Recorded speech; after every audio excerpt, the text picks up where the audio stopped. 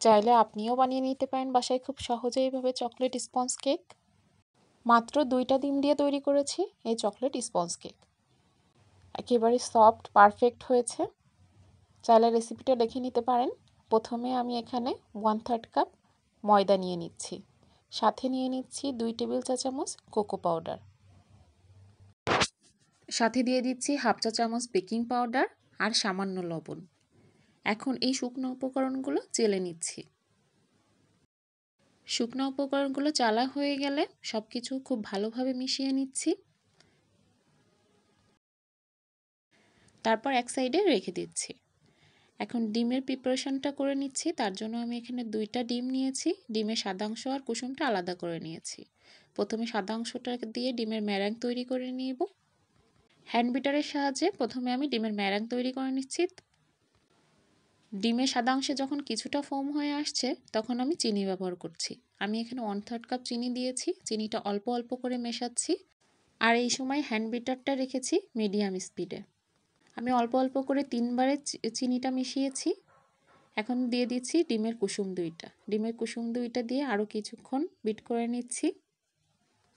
আমি এর মধ্যে আরও দিয়ে দিয়েছি 1 টেবিল চা চামচ খাবার তেল। ভিডিও ক্লিপটা মিস হয়ে গেছে। এখন শুকনো উপকরণগুলো মিশিয়ে নিচ্ছি ডিমের ব্যাটারের সাথে। আর এই কাজটা খুবই আস্তে আস্তে করতে হবে, না হলে ডিমের ফোমটা নষ্ট হয়ে যাবে আর ফুলতে চাইবে না কেকটা। হাতটা আমি এভাবে আলতো আলতো করে ঘুরিয়ে আমি সব কিছু একসাথে মিক্স করে নিচ্ছি। এখন যে মোল্ডে কেকটা বেক করব তা আগে থেকেই আমি বাটার পেপার দিয়ে তেল ব্রাশ করে রেখেছিলাম, তার মধ্যে ঢেলে দিচ্ছি। যে বাবলগুলো আছে হাত দিয়ে ট্যাপ ট্যাপ করে সেগুলো বের করে দিচ্ছি। আগে আমি চুলায় হাঁড়ি বসিয়ে রেখেছিলাম প্রিহিট করার জন্য। 10 মিনিট প্রিহিট করে নিয়েছি। তারপর কেকের মোল্ডটা বসিয়ে দিচ্ছি। এভাবে রেখে দিয়েছিলাম আমি 30 মিনিটের মতো। তারপর মোল্ডটা উঠিয়ে আমি ঠান্ডা করে নিয়েছি। এখন কেটে নিচ্ছি। ব্যাস তৈরি হয়ে গেল চকলেট স্পঞ্জ কেক।